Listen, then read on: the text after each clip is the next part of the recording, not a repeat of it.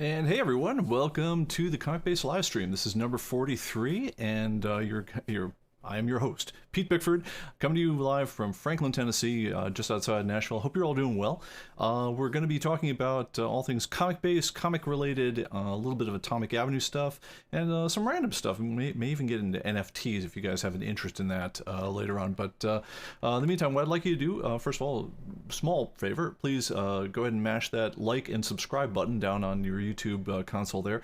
It helps get the word out, especially in the opening minutes of a stream. If there's YouTube apparently is weird about sending out notifications, so unless there's a certain amount of action right at the beginning, it doesn't even send the notifications to half the people who are subscribed to the channel. So it does help us if you hit those buttons right now.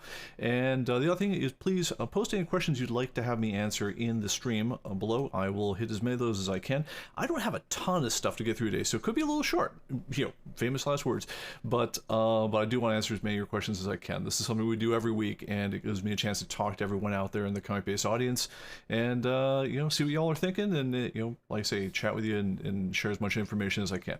All right, so let me close up some windows here so I don't get distracted by seeing 6 different monitors with myself on them.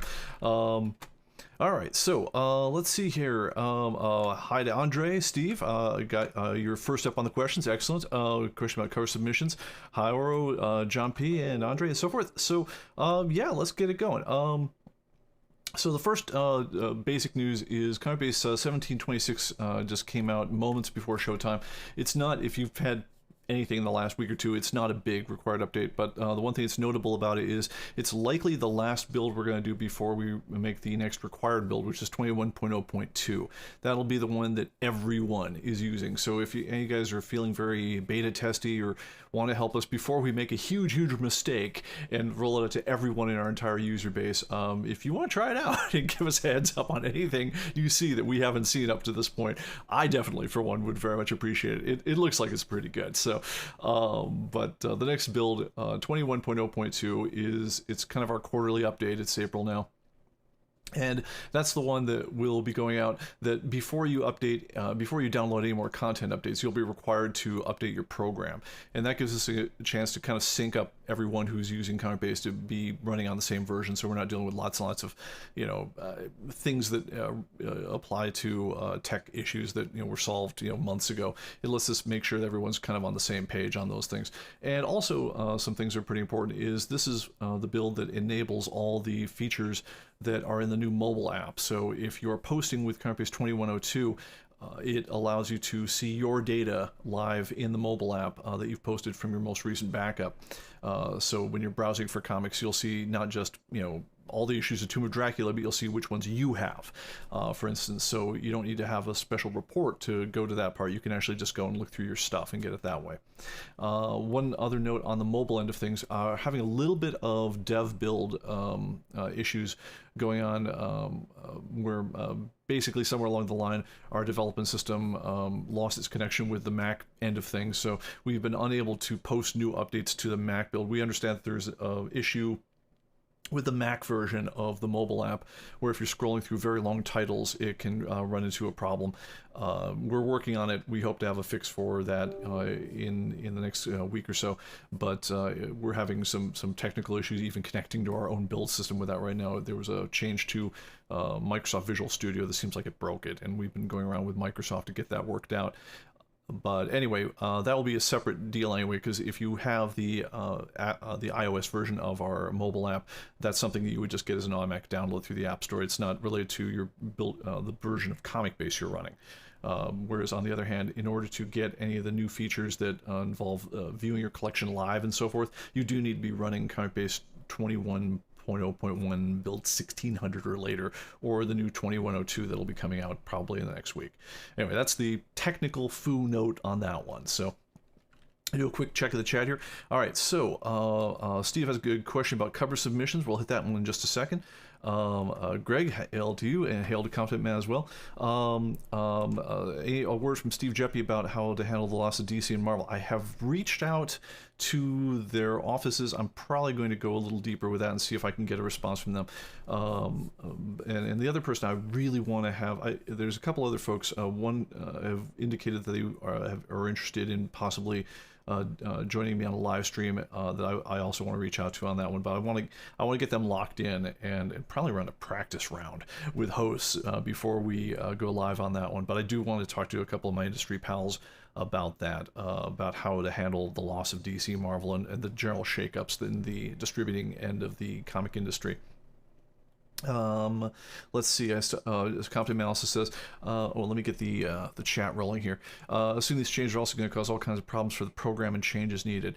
Not necessarily. We're pretty copacetic with where things are at. So far, with DC, so the news for anyone who has is DC a number of months ago left Diamond Comics Distribution behind as a distributor. They went over to a couple of new guys called UCS and Lunar, and then they lost UCS pretty quick into that deal. So Lunar is the only distributor of their stuff. We're getting to the point where we're dealing with the Lunar, data feed, in an okay manner. We have some, issues back and forth with that one, but that's getting posted into our data stream pretty regularly. So typically we'll have information on the stuff well before the book actually hits the streets. Worst thing that happens is we have to wait till the book actually gets to us before we index and put it out to all of y'all. But we are getting much better about dealing with that particular part of the data feed. The other end of that question is that going to affect us dealing with the Marvel stuff? And the answer is not immediately, because Marvel is still optionally distributing through Diamond, so they haven't left the Diamond catalog. They haven't left the Diamond data feed that we've been working with for a number of years. So that shouldn't affect us in the near term. Now, that being said, if Marvel and DC both leave Diamond, how viable is the current business model of Diamond? That's a great freaking question. And if they went under, then that would affect a number of things. As we talked about a couple of weeks ago, most notably, it would definitely affect small publishers, because without really that welcoming umbrella that Diamond has given to let small people publish, it's really hard to see how little guys get their entree into the comics distribution market for physical comics. Let's not count that one, before it happens. But it is a pretty good question. But for the immediate future, no, we're sailing along just fine. And like I say, the worst that can happen is we have to wait till comics actually drop before we index them, which is slightly inconvenient for folks who want to do their comic indexing on New Comics Day. But it's not the end of the world. So we'll deal with that we're going to roll with the blows as they go. All right. Compton Analysis asks, well, I can understand DC and Marvel not wanting Diamond, the sole distributor, baffled with why they're dropping Diamond totally. Yeah, great freaking question. I hope I can get some answers on or off the record from some of the players on that one. I hate to rely just on industry rumor unless I have a second source to confirm it. I've heard some things, but it could just be people talking crap. Okay, Oro says, please forgive if I asked this before. What is the workaround in CB 2021 for Control J? Please be very helpful. Looking for higher numbered copies in Wildcats. Or Walt Disney Comics and Stories, TIA. What you're looking for is F3. That's the jump to an issue in a series. So let me pull up ComicBase and I'll demonstrate what the heck we're talking about here. I had it here a second ago. Where did I put it? This is the problem. Never install software like 2 seconds before airtime. It's not great for demoing things. All right, let me go ahead and move this on to the real screen. Okay.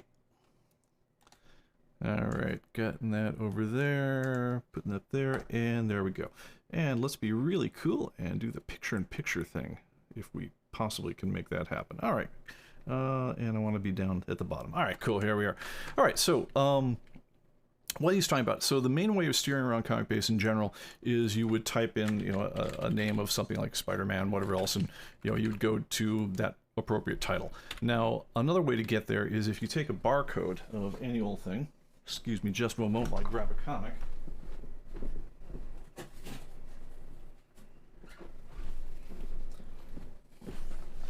I'm so happy to clear down my set back here right before showtime that, I neglected the idea that, I'm frequently having to scan comics and do demos like that, so, so we go. So what I'm going to do here is I'm just going to go ahead and beep in a comic, And if you do that, it takes you straight to that comic in the program. So this is crossover number 5. And at that point, I can type a 1, put that quantity, quantity 1 in stock, and that thing is good, good to go. That's kind of like the one-by-one way of entering stuff in. If you have ComicBase Pro or Archive Edition, there's a much better way of entering batches of comics in all at once, and that's to use the Add by Barcode feature, where you just go Control-I, and then, if I can, whoops, sorry about that, let me bring it over to the right screen. At that point, you can just go down a whole bunch of comic books, and as fast as you can beep them in, it's going to add them to, a list there that you can just add in everything all in one big go. Anyway, so that is how you generally move around the program. Now, if you're on a long title, like let's say we go to something like Walt Disney's Comics and Stories. And stories. So Walt Disney's Comics Stories, I want to say, ran at least 600-700 issues. It's crazy. There's another command that lets you jump on page, so not just jumping to the title in question, but if I just want to go down to issue number 502 of this, if I hit the F3 key on my keyboard, if I've got this here, where is it? No, sorry. Problem with having 3 monitors. At that point, it just says, what item number do you want to go to? Type in 503, bumps you straight down to 503. So that's F3 on the keyboard, and that takes it down there and then go straight down to there. So, and the way you find that, otherwise, is under, where did that go? I believe, sorry, yeah, again, I've got the jump command open on another monitor right now, so it's getting in my way. You can also find that by going under, which one was it? Was it the items menu? This isn't a secret one, is it? I hope not. Well, if it is, I apologize for that, but there's a jump to item if so. But it's F3. We'll get you there in any case. I thought there was a visible shortcut, a jump to item right there. If you right click, it'll take you there. So anyway, that's that one right there, and that will hopefully answers your question, Oro. All right, cool. And let me see, or briefly F3. Okay, so Andre says, let me switch out of picture-in-picture and get back to my main camera over here. Andre says, do you think the new set picture disc you talked about next week will be ready for the first on my newly released of the cover catalog? Very likely. We got done with the compression of all the new pictures this weekend, and we'll be posting them to the servers over the course of this week. It's a lot of data, but when you look under My Accounts and then Registrations on ComicBase.com, you should be able to see that the dates and sizes and everything will have changed sometime this week, at which point go ahead and download them and you can get the full schmear of everything we've got going on. So what that is if you have the archive or Blu-ray archive editions of ComicBase, there's 2 ways to get pictures. One is you can go ahead and just go to every issue as you need it, highlight, and say download covers. But probably a much better way to go, at least to start, is if you go ahead and download either the Blu-ray image that comes with the 4K archive edition or the 4 DVD images that come with the archive edition of ComicBase, which is those are found under My Accounts and Registrations under your ComicBase.com account if you have either of those 2 products. If you have the Pro or the Express versions, there will be an update to the pictures that came with that, but really keep the expectations reasonable for that. The Express tends to have, I want to say it has something like 14,000 pictures with it right now, but that again is still going to be the number ones from all the major publishers for the major titles, just to help you find the right series. The Pro is going to have the number ones from every title we've ever seen a number 1 for, which is about 50-60,000, 50-some thousand pictures all in all. The archive edition, on the other hand, is just stupid huge at this point. It's like 720,000 pictures in it, and those are all going to be in the download sets on that one. So we'll be doing that, and we might, I don't know, we might do a deal, possibly. I don't know, it's been a while since we've done a sale. We don't typically do sales over anytime from about January to late July, but where Comic-Con was on, and this year we're missing Comic-Con again, but we might use some excuse along the way to run a deal where anyone who has the Pro or one of the other editions can upgrade to the archive edition for cheap. might be a thing. We'll have to do some thinking on that, but typically it's a long time between sales for us. So I'll see what we can, see what we can see on that. Greg says, thanks for mentioning the iOS mobile app scrolling issue. Going to post about that on the boards. Yeah, we're working on it. It's just it's driving us a little crazy. First of all, we don't know why it's happening. It's either going to be a bug in the iOS's memory management or in the implementation of the infinite scrolling library that we're using. The weird part is we're actually using exactly the same code on both platforms. We're using a tool called Xamarin, which builds it out to native code on both platforms, but we write one set of code which then gets translated into the code on those. So in a way they're both working from a common code base, but the Android version is working like a champ, and the iOS version, if you get more than, if you scroll down more than a couple hundred items, it just biffs. So I don't know what's going on there. Maybe it's a bug that they'll have just fixed in the library, but we can't even see it in the debugger to see what's happening yet until we can get our development link fixed. So that's something that's kind of sucked. Okay, cool. Let's see what else we got going on here. Confident, yeah, Diane Nelson, formerly DC, stated that DC wasn't confident that Diamond was solvent. Yeah, again, I don't want to comment too much about this stuff until I have some kind of other sourcing on some of these industry rumors. Gregory Heck says, I speculated for years that Diamond does not have the inventory it claims to. It sold weeks, months prior, and drags out paying until it sells something, so so something else can pay. Yeah, it's when you see, and I feel like I've said this before, it might have just been a conversation with my wife, or maybe it's been a live stream, but if you guys remember a store, if you guys lived out in the West Coast or in Texas or a few other places, there's a store called Fry's Electronics, which was just an absolute mecca for electronics hounds. And it was like Best Buy if Best Buy was really, really, really good, because it would be always the lowest prices on anything geeky you'd ever want, but it'd be one store you could go to buy resistors and soldering kits and large screen TVs and Cheetos all in the same store. It was an amazing place, and they used to theme them out over, all the different themes. Had some stores had some kind of crazy theme going on, from Mayan temples to sci-fi alien invasion movies down in Burbank. Had there was like Mars Attacks to up by me. I think the original Fry's store was originally done like a silicon chip, as if all the aisles in the store were done like they were solder traces, going down the whole thing. But it was this really, really cool place. We could see as the internet rolled on and they got to be less competitive, because you really make your money in a place like that not selling the pair of electronic test tools. You don't sell those. You make your money selling the big screen TVs or the stereo equipment or whatever else.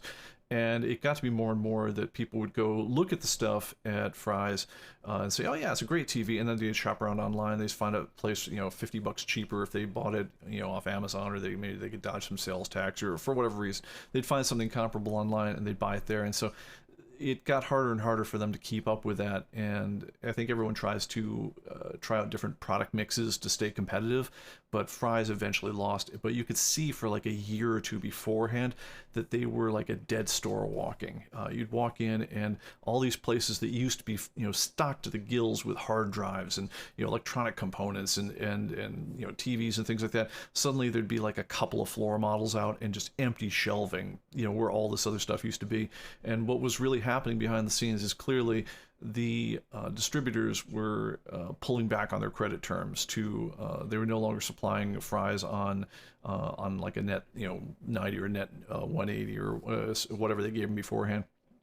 What I'm talking about there is the idea that if I wanted to sell product, and at one point, ComicBase was never in Fry's. We were in a similar store called Micro Center at one point. What they do is they try you out and they say, okay, if you take X number of copies of the software, they put it on their shelves. And this is back in the day when stores used to have software on the shelves. And then what they would do is, you'd send them few hundred copies of the stuff, they'd sell it, and then net 60 or 90 days afterwards, they would send you a check for for the order, less whatever they felt like sending back to you because it hadn't sold, which is a great deal if you're the store, because you basically, without putting any money up front, you just got to sell all this product and make whatever your margin was on that, and that's terrific. All you gave up was the shelf space, and the only reason you would ever swap it out is if there's something more profitable thing that moves even more units that you can throw on the shelf beforehand. For the distributor or the manufacturer, they're getting paid at the end of the day. They're getting paid long after you've already sold the stuff or until it's become a moot point. So what happens though is, what happens if, say, you're on net 60 with a retailer?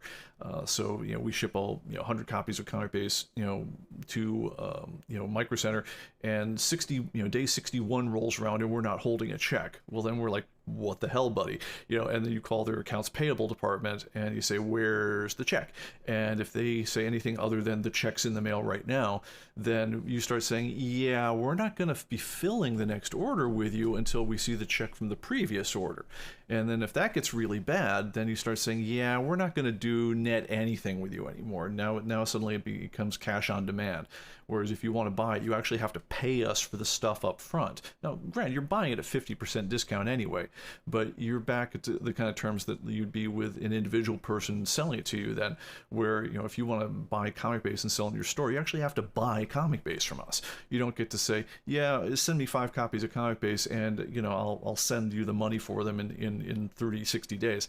We don't do that kind of deal with anyone anymore. But if we were selling TVs to Fry's Electronics or anything to Walmart or wherever else, selling on a net 30, 60, 90 that's absolutely standard. But what happens is, when cash flow starts running the wrong way for these distributors, the way you can tell as a customer that things are going badly for them before anything else happens is you'll start seeing their aisles empty out, because people are no longer sending them product essentially on credit anymore. And if they don't have the cash to order it anyway, if they could, because at the end of the day, if their employees don't get a paycheck any given week, their employee does not show up the following Monday. So if you ever run out of cash as a business, the game ends very, very quickly.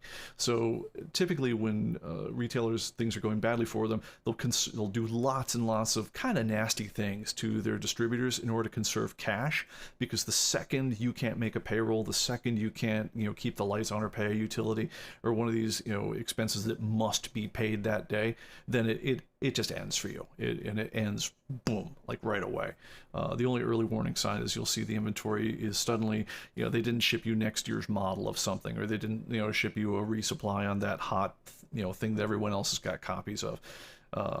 But anyway, I'm hoping nothing like that happens with Diamond. Diamond is in many cases the only game in town for a lot of distributors, but for Marvel and DC, which are the big boys, they clearly have found other kids to play with. You do wonder though what happens to Image and Dark Horse and Boom and IDW and all those, the guys who are just one tier down from that. Where do they go if Diamond goes away? And then especially what happens to Scout Comics or Zenoscope or any of the places who are 2 or more tiers down from the big boys, because at a certain point, you're not going to have Random House get really, really invested in taking a whole ton of product from Scout Comics. No matter whether you really like their titles or not, it's just not going to be something that's a priority for a big book publisher. So, I would like to keep Diamond in the game if that's possible. Honestly, I would have loved to keep Capital, see distribution in the game. I used to really like those guys. But anyway, that's my overly long take on that. Let me see here, and more talk on that in the chat. Love the Fry's Mayan Temple store in Phoenix. Oh, they had a second Mayan Temple store in Phoenix, because the Mayan Temple store for Fry's around us was the one on Brokaw Avenue in San Jose. There was also an Egyptian temple one that was in Hamilton. So, wow, they've doubled up on the temples. The other one I remember that was just awesome was the Alice in Wonderland themed one. They also had an Atlantis themed one with a whole bunch of water stuff. But anyway, it was cool stuff. All right, and Mike says 3/4 empty. Yeah, definitely.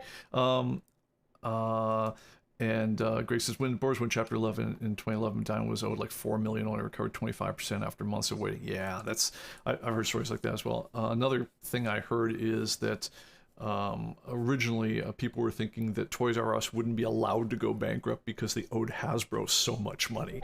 Basically, they were, Hasbro was,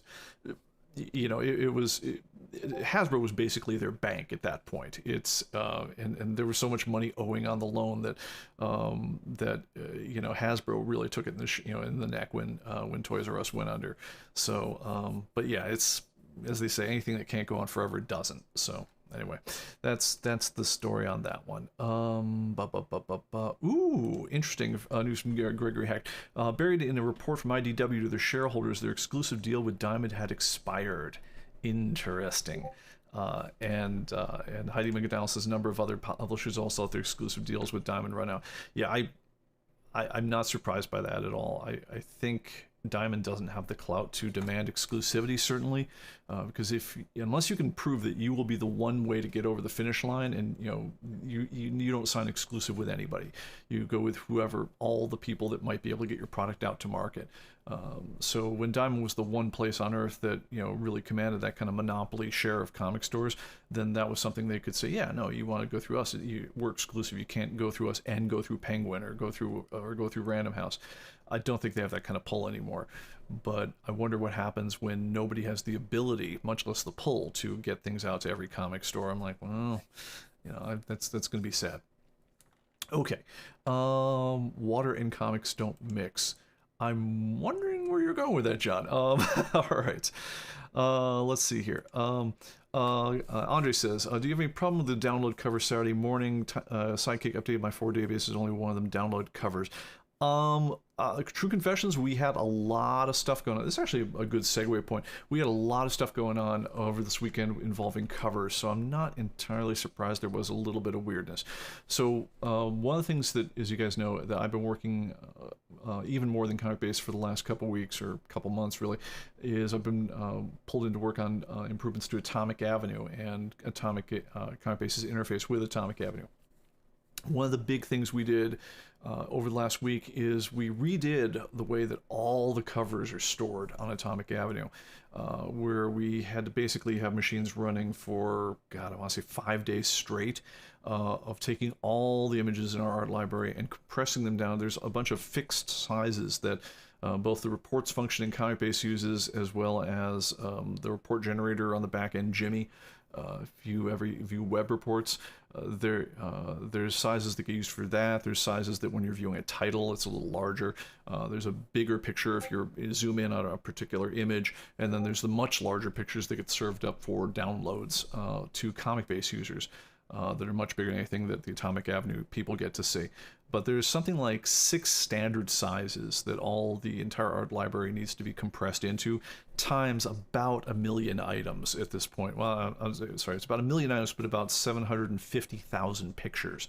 So anyway, running that work to get all that stuff compressed into the formats we needed and then laid out in the new scheme so that they can be served up very, very quickly, which was the whole point of this exercise, took just 5 solid days of computing work, and it doesn't surprise me if anything was a little bit strange this weekend. The work is done though. So what the upshot is we did a big relaunch to Atomic Avenue. You saw the big redo where we added in the books and magazines sections last week. There was another launch of it on Tuesday of this week, and you probably know that by all the weird glitchiness that was happening Tuesday morning as we're bringing it up online. But what's happening now is it's now bringing all of its covers and all the related functions that process covers are now coming out of the new cover library scheme, which has the effect of being much faster to serve them up, just due to a way that it doesn't need to hunt nearly as hard to find the individual covers by any individual size. So for instance, what used to happen in Atomic Avenue is something very similar to what happened for ComicBase, where if ComicBase is looking for a cover, like let's go to like Walt Disney's Comics and Stories here. Let's go and put the picture on again. So if I'm looking for Walt Disney's Comics and Stories number 503, this particular cover right here, right? Well, its name, now let's go ahead and show where its picture file lives on my hard drive. Is going to be inside of, and let's go ahead and make this a little larger so you can see the entire weird path. So it starts with, your basic pictures folder, which this is a little different for me because we're sharing over a network here in the ComicBase offices. But for you guys, this is usually your public documents. And then inside there is going to be a human computing folder, and then pictures, and then the first letter of the publisher. So if it's Dell, it'll be D, because all the publishers need to start with, we need to break them up to a certain level. And then the publisher name, and then the name of the title, Walt Disney's Comics and Stories. And then inside there, it would be issue number 503. And that'd be the, that'd be the way you'd get to issue number 503. If I can get down there. That's how it looks on your individual copy of ComicBase. Now, on Atomic Avenue, it's a little different. It went by a different scheme because Atomic Avenue had different needs for being able to lay hands on things. Plus, we also didn't want to make it so it was super, super simple to just scrape the site. So site scraping is when you more or less write a program which just goes to every link in every page and whatever else, and just takes data from it. It's theft of intellectual property on an industrial scale, and we didn't want to make it so that any 15-year-old with rudimentary knowledge of Python could just go to the Atomic Avenue site and just steal it all. We're happy when we have lots of visitors on Atomic Avenue, but we don't want you taking all the intellectual property because that's no good. And yes, we do see all your logs and everything when you're doing stuff like that, and we know who's the people who are trying it, but we didn't want to make it super easy on you to just steal the entire picture library. Anyway, what's happening now is that there's a scheme of serving up the covers on Atomic Avenue that is much, much faster to compute. Instead of tracing through the publisher and title name and all these subfolders and doing things like that, there's one that we run some crypto math, and it comes up with a unique key for a particular title number, 1, 2, 3, 4, 5, which might be Walt Disney's Comics and Stories issue number 6, 7, 8, 9, 10, which might be issue number 503. That ID in a particular size is going to wind up being exactly in a particular place that's very fast to get at, and you can get there without knowing all the other stuff. But also it's a way that if you knew the location of that one there, it wouldn't tell you the location of where issue number 504 is. It also wouldn't tell you where the large version of the 503 image was, and so forth. So again, it's there to it's both to be far faster and also to defeat some of these automated attacks that we see on the sites and so forth. So anyway, that work got done. We with a little bit of hiccups, we rolled that into production earlier this week, and it seems like it's working really well now. So if I go and I were to pull up the site right now, I won't do it right now, but most of the pages when we're testing them are loading in between half a second and a second for pretty much anything that you can go to right now, including the very, very graphic heavy front pages. So that really helped the overall speed of things. On the other side of things, it also helps us when we're doing things like embedding all the picture images through Jimmy on your web reports. That's much faster to do now, where it's faster to serve up the images to the mobile app and so forth. So it's a big speed gain all around, and a little bit of security gain as well. But anyway, that was the long explanation for that. Other stuff that we need to talk about is that cryptic image to Eclipse Comics. Oh yeah, I'm guessing you're talking about the flooding in Guerneville from way back when. 1986, a lot of back inventory. Yep. Yes, we're old to remember stuff like that. Yeah, talking about Kat Ironwood used to write for Comics Buyer's Guide. Miss her. I wonder what happened to her. I haven't heard from her in the industry in decades, but she was one of the more interesting voices out there. And her and Dean Mullaney from Eclipse, they're just OG cool comic people. I kind of wonder what they're up to. For that matter, Dennis Kitchen over at Kitchen Sink Graphics. A lot of people who, just as we were kind of coming up through the comic industry, it's nice meeting people who are like iconoclastic enough to build a comic company, have enough taste where a lot of them were, came in with comic backgrounds themselves, but having enough taste to acquire good folks to write for them and handle the editing and have enough business moxie to get the distribution and everything else done. It made the comic industry in the 80s and 90s really cool to be in. So anyway, memories. All right, so on to other things. And let's see here. So, about the cover. So, I want to show this graphic up here, and I want to talk just a little bit about. Let me see if I can throw this on the graphic stream. If I come up there, yeah, there we are. All right, so you guys hopefully will recognize this cover. This is Pennie Smith. Is her photograph of Paul Simonon, the bassist from The Clash, smashing his guitar at the end of a near the end of a show at oh god, I'm trying to remember where it was. It was a place in the States where they were the ushers. The story goes the ushers were making people sit in their chairs and they couldn't get up and dance or anything else like that, or shout or whatever people at Clash concerts do. It's hard to picture the Clash as a dance band, but anyway, Paul Simonon, the bassist, was just getting really pissed off when every time you see people trying to get up and enjoy themselves, they're getting shoved back in their seats, and he just got pissed off and he just took his guitar and smashed the living crap out of it. And she could see that he's getting ready to go off, and she's just apparently the story is that she was just sitting there with the camera ready to go, and she managed to catch really probably one of the best rock photographs that's ever been taken at that the very moment that you let it rip. Later on he was saying, it's like, yeah, I'm really sad that I managed to kill that particular guitar, because that was actually my good one. I should have smashed the really crappy one that that he wound up having to finish out the tour with. But anyway, so that was The Clash.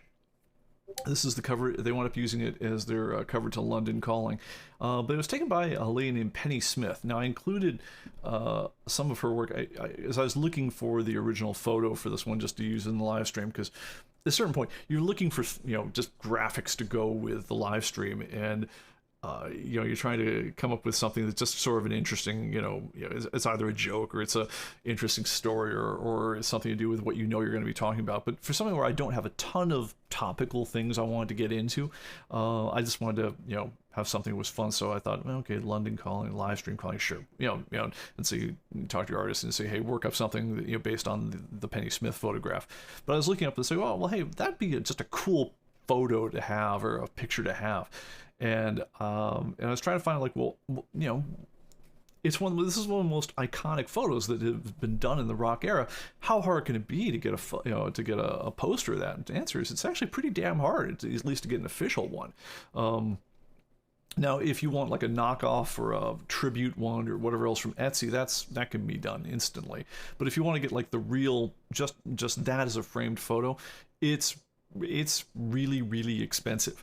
The only one I know who's actually got it, and I put the link up there, if someone wants to get me just a hell of a birthday present for a couple months from now when it's my birthday, if you've got 4,000 pounds sitting around that you're not doing anything with, apparently the gallery that reps Pennie Smith's work will sell you a 16 by 20 silver nitrate print taken off the original negative.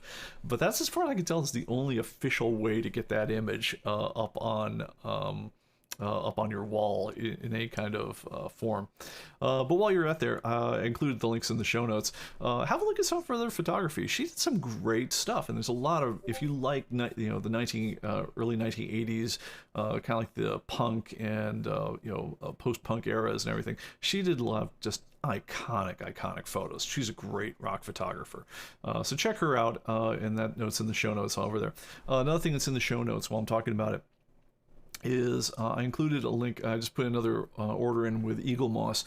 You guys know them as the folks who I've become obsessed with their graphic novel collection, but they did a few more in their run, so I put in a big order for the next 7 or 8 volumes of that DC graphic novel series, and I'm having them shipped to my freight forwarder over in England. Now, if they won't ship you, Eagle Moss, the company over in England, won't ship to the States directly. What they will do is they will ship for free to a English UK address for if you order 50 pounds worth of stuff from them, which is very easy to do. But getting it from the UK to the US is actually, reasonably difficult through most places. Like if you were to send it through Royal Mail, and, just send 7 graphic novels, it'd be like $150 or something crazy like that. On the other hand, there are these services that typically use DHL or one of the other companies that are competitors to the official mail services of the country in question. You usually do a very good job. But the one I use is called Forward to Me. And I put in a link, in this, again, I don't get anything for the Forward to Me or anything, but I put in a link to that one. If you guys are of a mind to ever buy things in England and have them shipped to you in the States, I found them to be very, very reliable. What happens is you get an account. It's almost like you get a virtual post office box over in England when you have stuff shipped to there. When it arrives, you get a note in your email that says, hey, you've just gotten a new package coming in, and you can either wait for 30 days to just let other things pile up, at which point you can have them, if they want, pack them into a bigger box and send the whole thing out to you at once, or you can have them mail things as they come in. They've got access to all the very, very competitive rate stuff from all different people. They'll let you choose your stuff. But typically I can get stuff sent over from Eagle Moss to another location in England for free in about 2 days, and then from England to here in Tennessee, I can usually get that sent over in about 3-4 days for about a quarter of the price that the post office would charge. So it actually makes it possible to, do things like collecting British graphic novels in a way that isn't going to just completely destroy your bank account. So anyway, if that was of interest to you, as most of these people will do, when you put in an order, they did like a tell your friends, get 10% and you save 10% link. I put that one in the link. I don't feel obliged to do anything, but if you do want to save a few bucks, if you are ordering from Eagle Moss, and they do a bunch of other cool stuff, like they do collectibles, everything from model kits to chess pieces to Ghostbusters replicas. They do a ton of stuff with Star Wars, but Star Trek if you're into that. Some really, really amazing models and figures. Anyway, check them out, and if you see something you like, go ahead and use that code, and you'll save a few bucks. And and who knows, maybe I'll get a free graphic novel out of it someday. Anything could happen. All right. Last item of business. Actually, let me check chat before we hit that. Greg says, Dean Mullane has been doing a lot of stuff for IDW over the years. Library of American Comics reprints of newspaper strips. Also works for Quarto Maltese Translations. Interesting. Very, very cool. Yeah. Picture Pete when he has too many database corrections rolling in overnight. The Palladium. Thank you so much, Robert. Rob Weinberg named the venue. Yeah, sweet. I thought it was the Palladium, but I was afraid to actually say it out loud. But yeah, no, I've never seen the Clash in concert. That is one of the few bands that kind of got away from me. They were big when I was too young to go to concerts, but they broke up. I did see Big Audio Dynamite, which is the band that Mick Jones founded afterwards. He wasn't the main lead singer in the Clash, but he was kind of like the weird Element X in that band. That they did some really naff things and they did some really amazing things, and the stuff that made them more than just your regular old thrashy punk band, I'd say, largely is that weird chemistry between Mick Jones and Joe Strummer. But anyway, I did see Big Audio Dynamite once, but I never caught the Clash. Okay, so last order of business I had, and unless you guys have any questions you want answered, if you do, please answer in the chat. But otherwise, I'm going to say it's last call for questions. Mike Beam says he's building the Enterprise D from Eagle Moss. Sweet. And John P says, I'm surprised you have the Eagle Moss chess pieces in the database. Yeah, we do, because they came with a magazine as well, so it's hard to ignore that. When you come with a really cool comic magazine, we're suckers. That's the sort of thing we put in. Anyway, if you look behind me, I think I can get out of the way. That here is the original for the latest ComicBase cover. The way that those work is, stand out of the way. Let it be exhibited in all its gloriousness. I have not had this one framed yet, so I want to be kind of careful with it. If you have art like this, do not do horrible things like that. Oh, it's awesome. It manages to catch the light just perfectly across the gloss, so you can't see a darn thing from it this way. All right, fine. We'll put it there. All right. Anyway, hopefully you guys all know the art by now, so you just have to look at my mug. Anyway, so first of all, the tradition of having new artwork for all the different editions of ComicBase really just goes back to when we first started doing ComicBase. our genius idea was we were going to make the user manual and in the shape of a graphic novel, and which then meant it had to have a cover. And I love the old Marvel trade dress with the little logo in the upper left-hand corner with the number one, the number of the issue and so forth. If you think about like 1970s Marvel trade dress, that was very much what we were aping at the time. Maybe the slightly more updated version they were using in the 90s. But what we did then is we put the discs inside, the novel, sealed the entire thing in a comic bag. That was the packaging, right? So it's like, great. It's a concept, right? So, but we kept with that, and with the exception of the first couple ones where, we'd kind of, shot our wad with just, trying to get, the first painting out the door, or the first art out the door. We managed to do a new cover for pretty much every edition of ComicBase. So, and that's just kind of became one of our things. And so the vast majority of these ones, I have the original art hanging around my house someplace, and it's kind of neat. So what we do for the last 10, 15 years or so, we've been working with an artist named Glenn Orbick, and then later on he passed away, but then his partner Laurel Bleckman filled in, did the last two covers for us, and does an amazing job. They used to like finish each other's paintings. They are that that much of a team in terms of like the way they work together and their sensibilities. Very, very good traditional portrait painter, not portrait, but a traditional illustrator in the style of, say, Rockwell or Norman Saunders. Anyway, very, very proud to have her working on us, and it looks like she's willing to do another cover, so excellent. We're going to be doing that for the next one as well.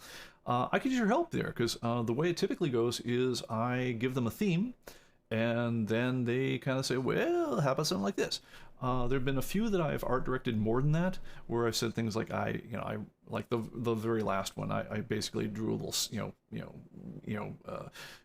stick figure sketch of like I want a kid posing in front of the mirror. He's looking at the mirror, and the mirror's the picture of what the superhero dreams he was, and so forth. So you went from there, and then next thing you know, Laurel is finding friends with 1950 style bathrooms and taking art reference photography and posing the actors and the whole thing. And then basically what she does is she costumes and creates the scene for real, shoots it in sepia tone, and then paints using the photos as reference for when basically sitting up on her artboard. But they paint right from the pictures that they took ahead of time. So if you actually see some of the artifacts of their picture sessions, it's really cool. There's only, like I say, there's only been a couple that I've really tightly art directed. The spy one was probably one. The superhero one, the one with it's actually my kid, the ComicBase 10 one, where it's the kid at the candy store looking at an old horror comic, so forth. But most of the rest of them, I just kind of give like a general theme and ask them to kind of run with it, because then they are the artists, of course. I'm looking around for a theme for the next one, and I need to give them an answer. I need to give Laurel an answer pretty quickly, because the lead time is much longer than it used to be. You guys might remember that we had quite a while, on this last one, getting the art in, and so we actually had to ship with a sketch cover before we had the final art done, due to all the fun surrounding COVID. Hopefully that's going to let up a bit, but still I'm like, yeah, we need to get her rolling on this one if we want to ship the new version with a good cover next time out. So what I'm looking for, if you guys would like to comment, and please feel free, if you have a strong idea right now, go ahead and pose it in the chat. If not, please send notes to pbickford@human-computing.com. I think no, I don't have my Chiron set up here. Still waiting on the new Stream Deck. It's the new macro board I've got for kicking off all the transitions. But anyway, send an email to pbickford@human-computing.com, and I'll very much like your thoughts on what would you like to see as the next cover of ComicBase.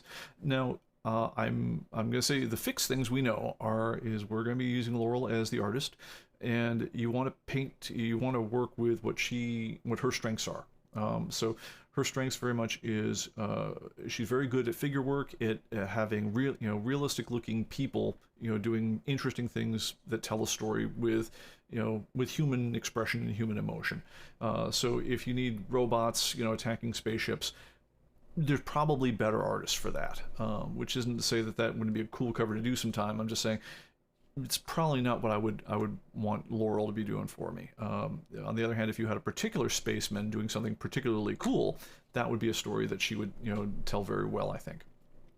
The other thing, I think the secret of like a really good cover, and I'm stealing this one directly from the playbook of the famous pulp illustrator Norman Saunders, is you want the middle frame of a story. So if you imagine a story that has 3 frames in it, so the first frame is they're the adventurers walking into a tomb, or they're opening up a crypt, and this and the second frame is the mummy's hand reaching out, or a shadowy figure jumping from the bush and everything else, and the third frame would be either the hero vanquishes the mummy, they get torn to shreds by the vampire in the bushes, whatever the heck the thing is. But the essence of a really good pulp cover, I think, is taking the middle frame of those stories. Ideally, the costuming and the attitude of the characters and the sets will give you enough of the background of what you're looking at that you can kind of understand who these people are and how they got there. So you don't need to tell that part of the story. And you don't want to tell the resolution of the story either, because that's where the tension is. The tension is in being in the part where the story isn't resolved yet. You don't know how it's going to turn out yet. You're not exactly certain how you got there, but you have some guesses, and you some guesses as to who might triumph in the end, who might get killed in the end, whatever the thing is. But ideally, what we're looking for in having like a really strong concept for a cool cover is the middle frame. So anyway, send your suggestions in, and if we wind up going with suggestions someone sends us, we're going to find something nice to do for you. So let us know, and I'm very much interested in what you do, because I need to start giving Laurel some direction on this one pretty quickly, because it's amazing to see her process. She literally will recruit actors and stuntmen, and if you guys have looked at the early copies of the ComicBase covers and everything, you might notice that there's a certain stuntman that got used in ComicBase 6 who's also one of the bandits in the ComicBase 9 one and so forth. They're actually people, they work in the Hollywood area, Laurel and Glenn Orbeck, and so they're actually people they know from the industry, and they'll tap costume resources that they know from the film industry and so forth. So it's really cool to see them kind of wind up, but it does take them a while to get going. So I need to give them some lead time, and it's time to pull the trigger on that one to have the next one out before Christmas of this year. So that's what I'm thinking right now. All right, and oh, thank you, Steve. And Steve reminds me, cover submissions. You did actually ask a question, and I said I'd get to it at the beginning of the show, and I didn't, because I've been talking. So sorry about that. Scrolling to the top, Steve Dazinger asks, any preferences or restrictions on extra large covers, gatefold wraparound covers with 3 or 4 or even 5 pages? I'm going to say, to the extent that you can possibly scan it all, scan it all. And if they want it being super wide, fine. What'll happen is, so where this comes from is occasionally, so most comic covers are going to be in kind of this form factor like this. If you have a flip cover or a double cover, right, then it becomes, essentially a little bit wider, right, based on the whole thing. I guess you could really be crazy. You also have certain covers that are meant to be viewed on their side and so forth. You get the same kind of story. ComicBase for a long time has managed to scale the graphic to whatever the size is. To the extent that you can do it, if you've got a cover that is like either a double cover or a fold-out cover or even like a 5-panel cover, if you can scan all 5, stitch them together into one single wide, very, very wide cover, that is going to work out great for us. It prints a little funny at the small sizes, but on large monitors, it looks bitchin', and I think that's a cool thing. And being that we're definitely going towards resier imagery going forward, I think that's going to be the way to go. Maybe this way, if you do give us the whole thing in one big nice high-res image, it gives us a lot more options to how to view that cover later on, as opposed to if you only give us part of it. So I would say, yeah, give us the whole cover if you can. Now, granted, that involves a little work with your scanner. By the way, I did find very much on your guys' recommendations. It might have been Steve, might have been somebody else in the chat, recommend this particular scanner to me, but we did actually get a larger art scanner for my end of the offices that works beautifully. I think it's, what is it called, an A4 scanner, A3? It's one of those British sizes. Basically, it basically amounts to tabloid size, so 11 by 17. it will comfortably scan that one. It does it very, very fast. Color fidelity on it, is not everything I could wish for on that. I definitely, given a little bit more time, I would probably really tune the heck out of the profile to get the color fidelity exactly where I want it. But as far as just being able to manage large pieces of art, this thing is a dream. And it does it over USB. I want to say it was like $400. I want to say it was an MF320. I'll dig up the model if anyone's interested on this one, but ping me and I'll dig it up. But that wound up being a really good deal in terms of an art scanner. All right, cover submissions part 2 for flipbook should be able to fit both sides, or if you're just viewing both sides, one side would be upside down, or it should be edited to make both right side up. I'm going to say edited to make both right side up, because you're going to see I got to present, at least in the current incarnation of ComicBase, however I present the image, I've got to do it in one shot. I can't do it in stages right now. So if you edit it so that your brain won't melt seeing it as one shot, as one image, that's probably best. I would say, now let me contradict myself a bit. I'm going to say if for gatefolds, yes. For flipbooks, and I should have read your question a little bit more carefully before I answered it. There's always a problem with me. For flipbooks, where you've got one image that way and one image that way, a whole thing like that. At that point, I got to say, scan it exactly as exists on the real book. It's just it's all you can do, because otherwise, if you were to show them both, front side up like that, you'd be giving a completely different impression of what the book really looks like. And I think that'd be more confusing than seeing one of the images upside down. As far as which one is the front, sometimes that's an ambiguous question. Typically, I go for the front is the one that features the indicia on the front page. I treat that as the front of the book if there's a question about it, but I definitely open to arguments if there's no clear indication of which way the flipbook was meant to be. And sometimes when they're real jerks, they put indicia on both the front of reading it from the front and read it from the back. So at that point, take your best shot. But for gatefold books, there are some strange books where, for instance, they'll do certain things where, like, the first 2 pages will be oriented in one direction, and for some reason they'll flip it around when they show the other 3 or something. Yeah, please, if you could make it so everything in that case was reading in one direction, that probably is less brain melting than the alternative. But I honestly, I'd have to search far and wide to come up with the comic I'm thinking of that way. So anyway, I take back my initial answer on the flipbooks. Do show the flipbooks flipped, but the rest of it, go ahead and just do them the way they exist in reality, is I guess the short version. And I think, was there a 3 out of this one? No, you talking about F3. I'm sorry, I'm Steve. I'm scanning down your chat. I'm trying to make sure I didn't miss anything from you. Have I got? Oh no.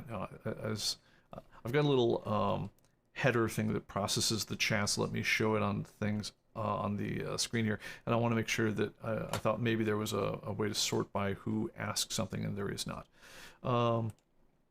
John P says, I shot for limited edition prints of the ComicBase covers. I think we'll probably do a show on copyrights and non-fungible tokens. This is the thing I feared we'd get into at some point, because it is sort of an interesting thing, is that I don't actually have the rights, even though I bought the painting and I bought the first usage rights and I wrote 2 large checks to the artist. I don't actually have the rights to do prints of ComicBase covers. I can give them away in the context of ComicBase, but if I wanted to sell the print, that's not within my art rights. I'd have to buy that right separately, and that costs even more money.